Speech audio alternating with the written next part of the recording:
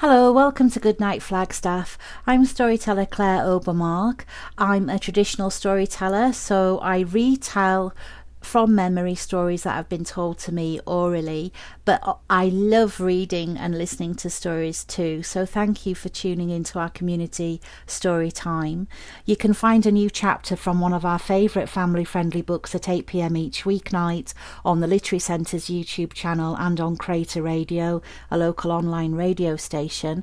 The previous chapter is replayed on Crater Radio each weeknight at about 7:30, just before the new chapter airs, and you can also listen to all previous Goodnight Flagstaff recordings on YouTube. We're currently reading The Fellowship of the Ring by J.R.R. Tolkein. If you'd like to check it out to read along with us at home, it is available at the library. Check one out today with your Coconino County Library card, and please email us if you'd like to join our team of readers and connect with your community through stories. All ages welcome. The email is goodnightflagstaff@gmail.com. Last time we read together, Bilbo Baggins was celebrating his 11th birthday and the 33rd birthday of his adopted heir Frodo Baggins. This was an event involving days of preparation that excited everyone, and none were disappointed. The food and the entertainment were spectacular, especially fireworks by the wizard Gandalf. The final act of the party was the birthday speech by Bilbo, in which he announced his intention to leave forever. Where is Bilbo going?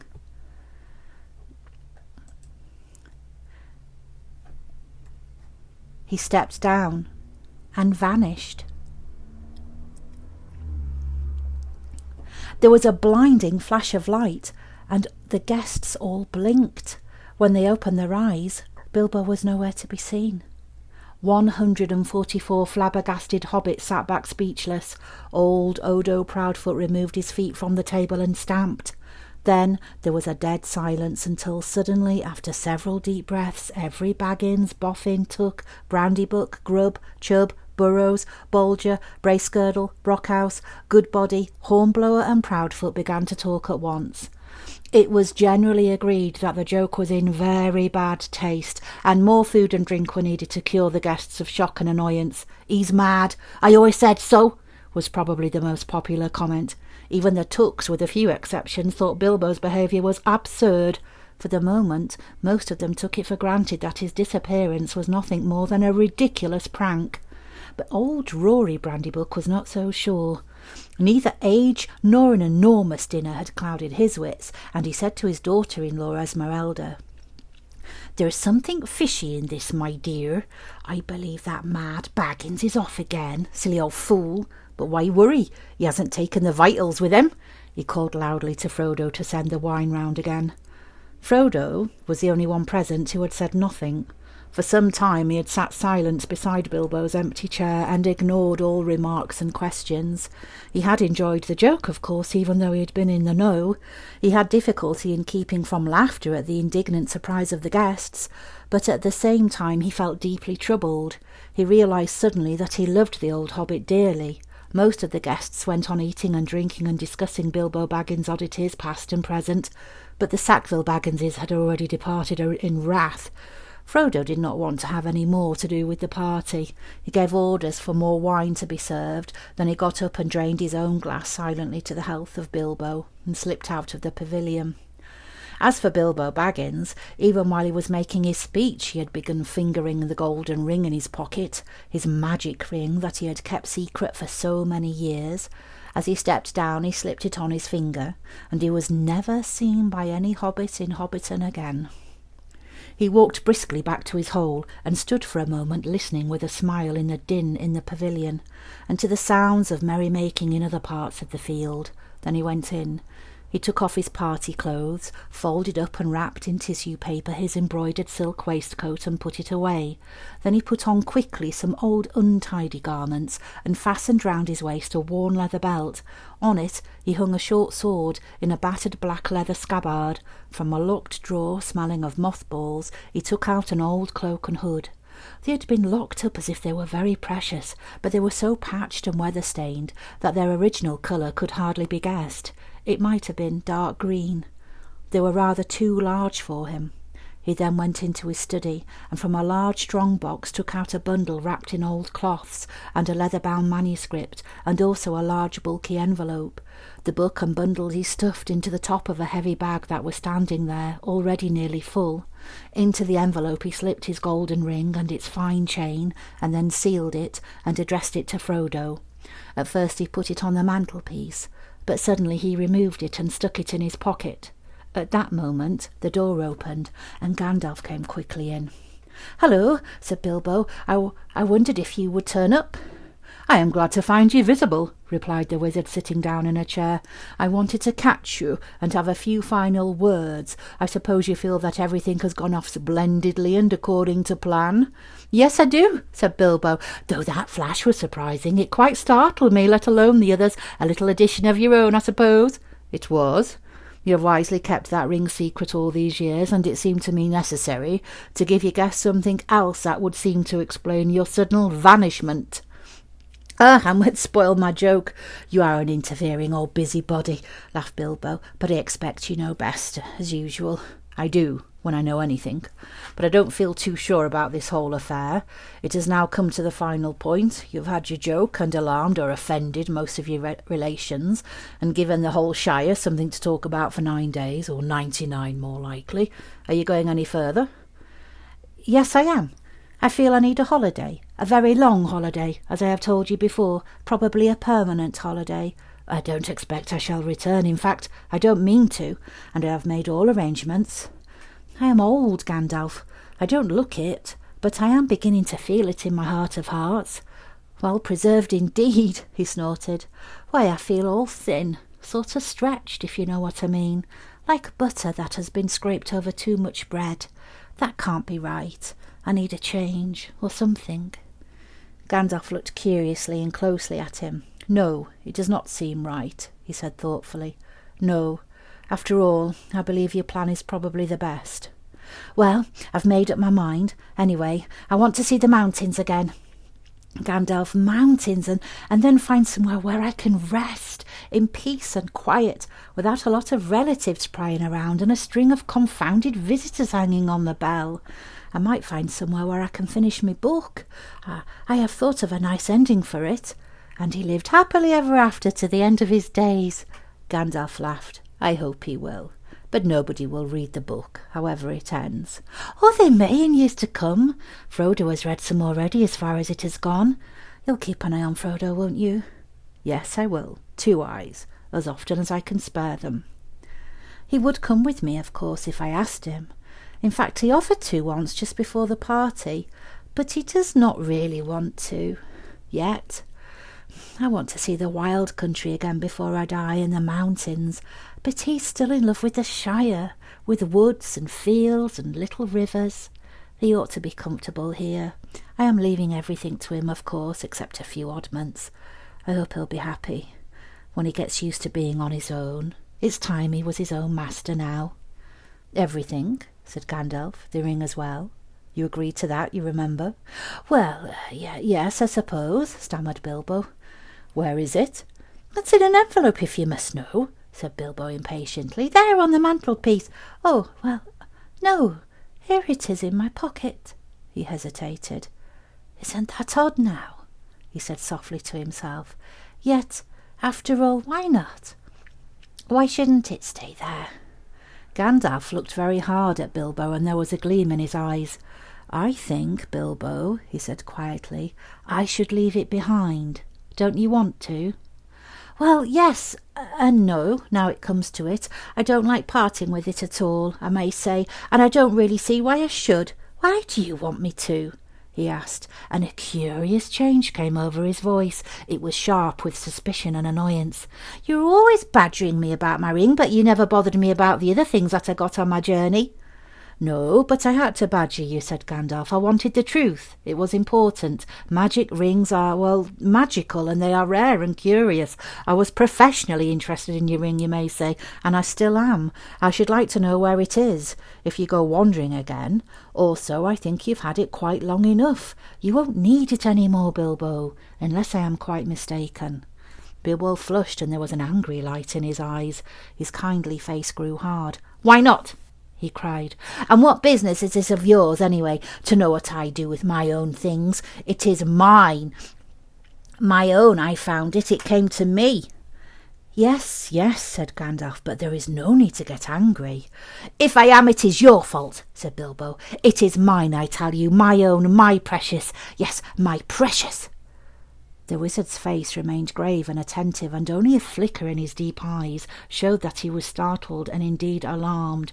"It has been called that before," he said, "but not by you." "But I say it now, and why not? Even if Gollum said the same once. It's not his now, but mine, and I shall keep it, I say." Gandalf stood up. He spoke sternly. "You will be a fool if you do, Bilbo," he said. "You make that clearer with every word you say. It has got far too much hold on you. Let it go, and then you can go yourself and be free." "I'll do as I choose, and I'll go as I please," said Bilbo obstinately. Now, my dear hobbit," said Gandalf, "all your long life we have been friends, and you owe me something. Come, do as you promised. Give it up." "Well, if you want my ring yourself, say so," cried Bilbo, "but you won't get it. I won't give my precious away, I tell you," and his hand strayed to the hilt of his small sword. Gandalf's eyes flashed. "It will be my turn to get angry soon," he said. "If you say that again, I shall. Then you will see Gandalf the Grey uncloaked." He took a step towards the hobbit, and he seemed to grow tall and menacing. His shadow filled the little room. Bilbo backed away to the wall, breathing hard, his hand clutching at his pocket. They stood for a while facing one another, and the air of the room tingled. Gandalf's eyes remained bent on the hobbit. Slowly his hand relaxed, and he began to tremble. "I don't know what has come over you, Gandalf," he said. "You have never been like this before. What is it all about? It is mine, isn't it? I found it, and Gollum would have killed me if I hadn't kept it. I'm not a thief, whatever he said." "I never called you one," Gandalf answered, "and I am not one either. I am not trying to rob you, but to help you. I wish you would trust me as you used." He turned away, and the shadow passed. He seemed to dwindle again to an old grey man, bent and troubled. Bilbo drew his hand over his eyes. "I'm sorry," he said, "but I felt so queer, and yet it would be a relief in a way not to be bothered with it any more. It has been so growing on my mind lately. Sometimes I have felt it was like an eye looking at me, and I am always wanting to put it on and disappear, don't you know? Or wondering if it is safe, and pulling it out to make sure. I tried locking it up, but I found I couldn't rest without it in my pocket, and I don't know why, and I don't seem able to make up my mind." "Then trust mine," said Gandalf. "It is quite made up. Go away and leave it behind. Stop possessing it. Give it to Frodo, and I will look after him." Bilbo stood for a moment tense and undecided. Presently he sighed. "All right," he said with an effort. "I will." Then he shrugged his shoulders and smiled rather ruefully. "After all, that's what this party business was all about, really, to give away lots of birthday presents and somehow make it easier to give it away at the same time. It hasn't made it any easier in the end, but it would be a pity to waste all my preparations. It would quite spoil the joke. Indeed, it would take away the only point I ever saw in the affair," said Gandalf. "Very well," said Bilbo. "It goes to Frodo with all the rest." He drew a deep breath. "And now I really must be starting, or somebody else will catch me. I have said goodbye, and I couldn't bear to do it all over again." He picked up his bag and moved to the door. "You have still got the ring in your pocket," said the wizard. "Well, so I have," cried Bilbo, "and my will, and all the other documents too. You'd better take it and deliver it for me. That will be safest." "No, don't give the ring to me," said Gandalf. "Put it on the mantelpiece. It will be safe enough there till Frodo comes. I shall wait for him." Bilbo took out the envelope, but just as he was about to set it by the clock, his hand jerked back and the packet fell on the floor. Before he could pick it up, the wizard stooped and seized it and set it in its place. A spasm of anger passed swiftly over the hobbit's face again. Suddenly it gave way to a look of relief and a laugh. "Well, that's that," he said. "Now I'm off." They went into the hall. Bilbo chose his favourite stick from the stand Then he whistled. 3 dwarfs came out of different rooms where they had been busy. "Is everything ready?" asked Bilbo. "Everything packed and labelled?" "Everything," they answered. "Well, let's start then." He stepped out of the front door. It was a fine night, and the black sky was dotted with stars. He looked up, sniffing the air. "What fun! What fun to be off again, off on the road with dwarfs! This is what I've really been longing for years. Goodbye," he said, looking at his old home and bowing to the door. "Goodbye, Gandalf." "Goodbye for the present, Bilbo. Take care of yourself. You are old enough and perhaps wise enough." "Take care! I don't care. Don't you worry about me. I am as happy now as I have ever been, and that is saying a great deal. But the time has come. I am being swept off my feet at last," he added, and then in a low voice, as if to himself, he sang softly in the dark. "The road goes ever on and on, down from the door where it began. Now far ahead the road has gone, and I must follow if I can, pursuing it with eager feet until it joins some larger way, where many paths and errands meet, and whither then I cannot say." He paused, silent for a moment.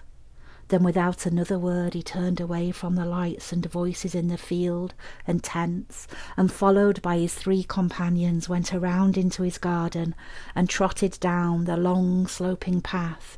He jumped over a low place in the hedge at the bottom and took to the meadows, passing into the night like a rustle of wind in the grass. Gandalf remained for a while staring after him into the darkness.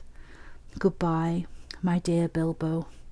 Until our next meeting," he said softly, and went back indoors. Frodo came in soon afterwards, and found him sitting in the dark, deep in thought. "Has he gone?"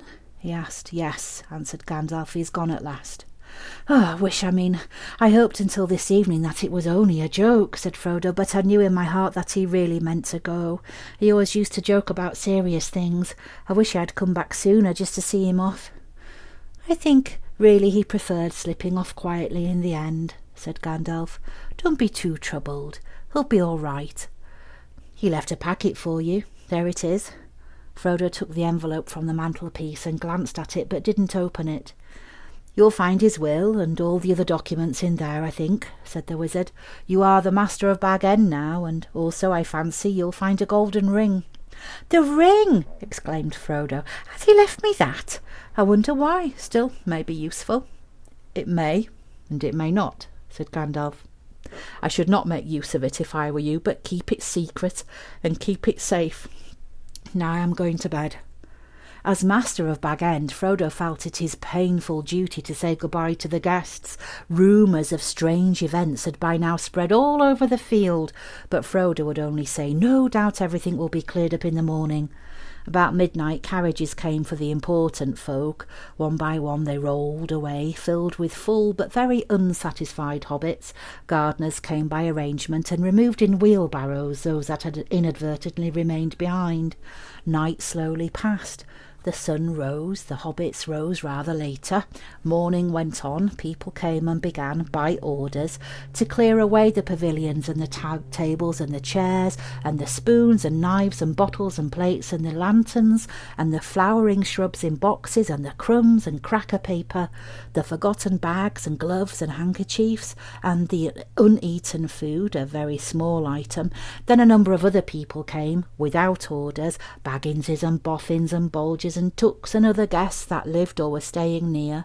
By midday, when even the best fed were out and about again, there was a large crowd at Bag End, uninvited, but not unexpected. Frodo was waiting on the step, smiling, but looking rather tired and worried.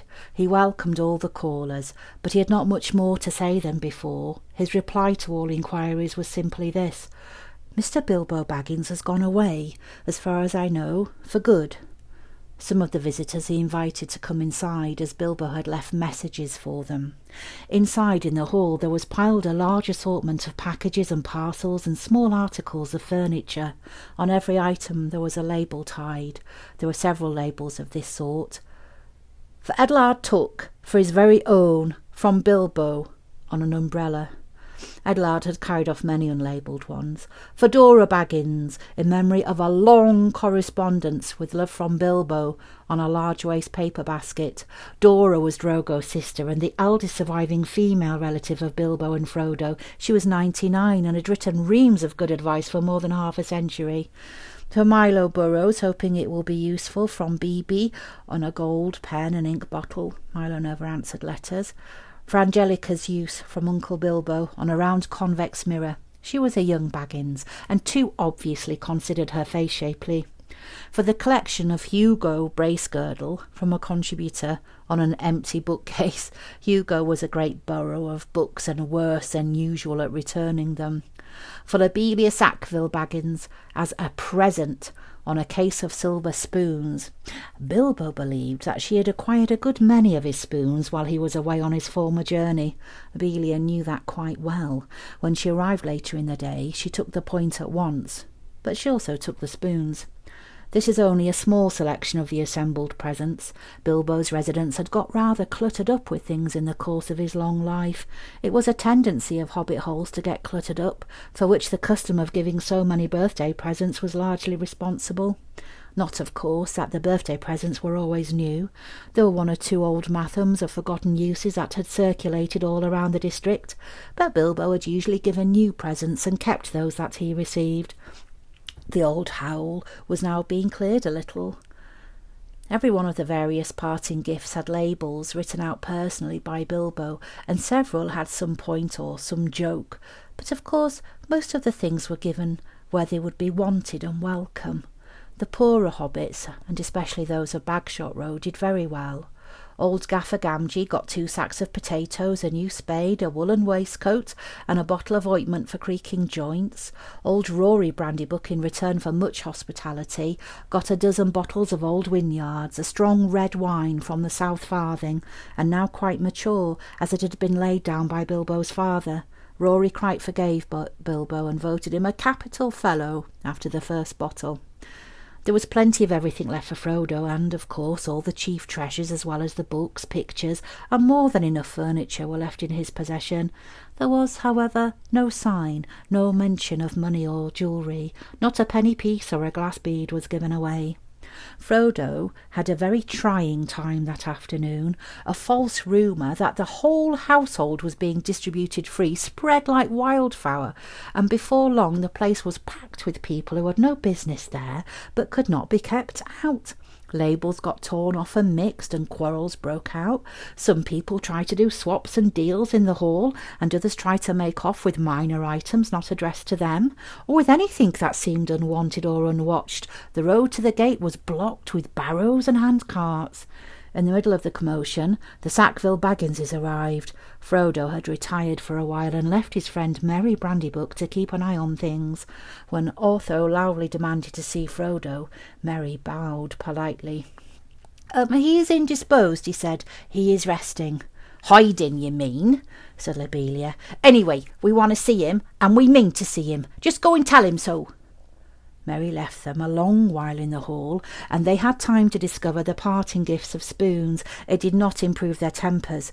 Eventually they were shown into the study. Frodo was sitting at a table with a lot of papers in front of him. He looked indisposed to seize the Sackville Bagginses at any rate, and he stood up, fidgeting with something in his pocket, but he spoke quite politely. The Sackville Bagginses were rather offensive. They began by offering him bad bargain prices as between friends for various valuable and unlabelled things. When Frodo replied that only the things specially directed by Bilbo were being given away, they said the whole affair was very fishy. "One thing is clear to me," said Otho, "and that is that you are doing exceedingly well out of it. I insist on seeing the will." Otho would have been Bilbo's heir but for the adoption of Frodo. He read the will carefully and snorted. It was, unfortunately, very clear and correct, according to the legal customs of hobbits, which demand, among other things, 7 signatures of witnesses in red ink. "Foiled again," he said to his wife, "and after waiting 60 years. Spoons? Fiddlesticks!" He snapped his fingers under Frodo's nose and stumped off. But Lobelia was not so easy to get rid of. A little later Frodo came out of the study to see how things were going on, and found her still about the place, investigating nooks and corners and tapping the floors. He escorted her firmly off the premises, after he had relieved her of several small but rather valuable articles that had somehow fallen inside her umbrella. Her face looked as if she was in the throes of thinking out a really crushing parting remark, but all she found to say, turning round on the step, was, "You'll live to regret it, young fellow. Why didn't you go too? You don't belong here, you're no Baggins. You're a brandy-book." "Did you hear that, Merry? That was an insult, if you like," said Frodo as he shut the door on her. "It was a compliment," said Merry Brandybook, "and so, of course, not true." Then they went round the hole and evicted 3 young hobbits, 2 boffins and a bulger, who were knocking holes in the walls of one of the cellars. Frodo also had a tussle with a young Sancho Proudfoot, old Odo Proudfoot's grandson, who had begun an excavation in the larger pantry where he thought there was an echo. The legend of Bilbo's gold excited both curiosity and hope, for legendary gold, mysteriously obtained if not positively ill-gotten, is, as everyone knows, anyone's for the finding, unless the search is interrupted. When he had overcome Sancho and pushed him out, Frodo collapsed on a chair in the hall. "It's time to close the shop, Merry," he said. "Lock the door, and don't open it to anyone today, not even if they bring a battering ram." Then he went to revive himself with a belated cup of tea.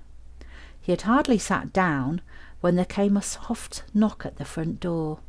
"Lobelia again, most likely," he thought. "She must have thought of something really nasty, and have come back again to say it. I can't wait." He went on with his tea. The knock was repeated, much louder, but he took no notice. Suddenly the wizard's head appeared at the window. "If you don't let me in, Frodo, I shall blow your door right down your hole and out through the hill," he said. "My dear Gandalf, half a minute," cried Frodo, running out of the room to the door. Come in. I thought it was Lobelia." "Then I forgive you, but I saw her some time ago, driving a pony trap towards Bywater, with a face that would have curdled new milk." "She had already nearly curdled me. Honestly, I nearly tried on Bilbo's ring. I longed to disappear." "Don't do that," said Gandalf, sitting down. "Do be careful of that ring, Frodo. In fact, it is partly about that I have come to say a last word." "Well, what about it? What do you know already?" "Only what Bilbo told me. I have heard his story, how he found it, and how he used it on his journey, I mean." "Which story, I wonder?" said Gandalf. "Oh, not what he told the dwarves and put in his book," said Frodo. "He told me the true story soon after I came to live here. He said you had pestered him till he told you, so I had better know too." "No secrets between us, Frodo," he said, "but they are not to go any further. It's mine anyway." "That's interesting," said Gandalf. "Well, what did you think of it all?" "Well, if you mean inventing all that about a present, well, I thought the true story much more likely, and I couldn't see the point of altering it at all. It was very unlike Bilbo to do so anyway, and I thought it rather odd." "So did I. But odd things may happen to people that have such treasures, if they use them. Let it be a warning to you to be very careful with it. It may have other powers than just making you vanish when you wish to." "I don't understand," said Frodo. "Neither do I," answered the wizard. "I have merely begun to wonder about the ring, especially since last night. No need to worry, but if you take my advice, you will use it very seldom or not at all. At least I beg you not to use it in any way that will cause talk or rouse suspicion. I say again, keep it safe and keep it secret." "You are very mysterious. What are you afraid of?" "I am not certain, so I will say no more. I may be able to tell you something when I come back. I'm going off at once, so this is goodbye for the present." He got up. "At once?" cried Frodo. "Why, I thought you were staying on for at least a week. I was looking forward to your help." "I did mean to, but I've had to change my mind. I may be away for a good while, but I'll come and see you again as soon as I can. Expect me when you see me. I shall slip in quietly. I shan't often be visiting the Shire openly again. I find that I have become rather unpopular. To say I am a nuisance and a disturber of the peace. Some people are actually accusing me of spiriting Bilbo away, or worse, if you want to know. There is supposed to be a plot between you and me to get hold of his wealth." "Ah, some people," explained Frodo. "You mean Otho and Lobelia? How abominable. I would give them Bag End and everything else if I could get Bilbo back and go off tramping in the country with him. I love the Shire, but I begin to wish somehow that I had gone too. I wonder if I shall ever see him again." "So do I," said Gandalf, "and I wonder many other things. Goodbye now. Take care of yourself. Look out for me, especially at unlikely times. Goodbye." Frodo saw him to the door. He gave a final wave of his hand and walked off at a surprising pace, but Frodo thought the old wizard looked unusually bent, almost as if he was carrying a great weight. The evening was closing in, and his cloaked figure quickly vanished into the twilight. Frodo did not see him again for a long time. Thank you for tuning in. Join us next time for the first part of Chapter 2 of the Fellowship of the Ring. Good night, Flagstaff.